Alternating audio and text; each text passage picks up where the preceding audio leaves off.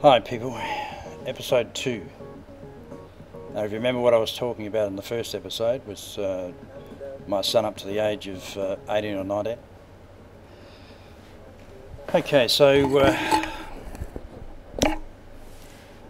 when we got to about the age of 19 and he gave football away and got heavily involved in alcohol and drugs.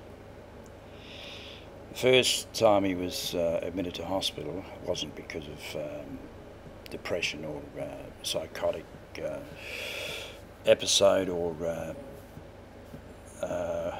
where he is today.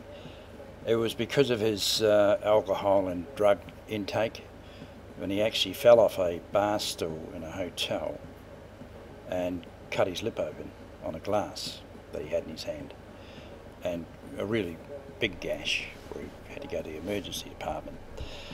And he was very lucky that there was a brilliant surgeon there on that night shift, and he stitched him up, and you'd hardly notice he's got a scar there now. He's got a scar there, but it's not that prominent. Done a brilliant job. And he mentioned to Michael at the time, he said, Mick, you know, you can't, how much alcohol do you take and all this stuff. And I said, oh. He said, well, you know, you've got to cut it down. You can't carry on like this. You'll end up, you know, with cirrhosis of the liver or whatever. But I don't think Michael told him at that stage about his drug intake. But anyway, so we got him home, and you know, Patch, he convalesced at home for 2 or 3 weeks, I think, something like that, and never had any alcohol or drugs in that period because he was home with his mum. But then when he come right, he come back to work, and because he works for me, and got back into work, and was pretty good there for a while. Cut his alcohol intake right down, and eased up on his drug intake. But then you know, started to go back out again at night downtown, and into his alcohol and drugs again, and just started to get really really bad as far as his drug intake was concerned, and his alcohol. I used to go off for 2 or 3 days at a time, and you know, you wouldn't know where he was. You'd know he was in town somewhere, but everybody knows who I am in my town, and knows the family. We've been here for quite a number of years, and a few of my children were born here, so everybody knows the family. And I always just say to his mum, well, look, if anything is seriously wrong with him, someone will ring us. Anyway, out of the blue, one night, or one morning, I got a phone call, and it was one of his friends. He's not a drug person, but he drinks quite a bit of alcohol. And he rang me and said, Mike's in a pretty bad way. He come round this morning, and he's out the back, sitting on a chair, and he's got a belt. He's had enough, he's going to hang himself. So I went round and just saw him, and he put his head on my shoulder and started bawling his eyes out, saying, I've had enough. I've just had enough, Dad. I've got to go. I've got to go. And I said, well, look, we'll go to the hospital, Mick, see if we can get you some help. Well, he wasn't too keen on it, but I said, you know, come on, we'll go to the hospital. So we went to the hospital, and that was his first episode of being in the mental health ward. So I explained everything that had gone on, his alcohol and his drug intake. So they got him to the hospital, and they put him into a ward, which is the mental health ward for people who have mental health problems or drug problems and stuff. And he stayed in there for probably about a week or something, and they dried him out. Mentioned about his drug intake, his, what he was doing and all this sort of stuff. And because he had attempted, or not attempted, but was talking about taking his life,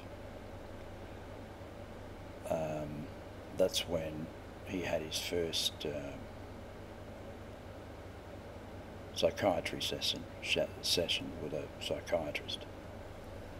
And we went through his history, and I was there and told him everything about Michael, how he was a great sportsman, footballer, and basically his history of when he started drinking and his drug intake.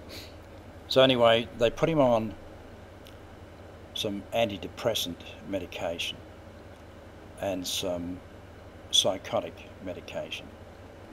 Now, don't ask me what the medication he was taking was, because I can't remember. But he was on, like I said, antidepressant and psychotic medication. So he stayed there for, I think, about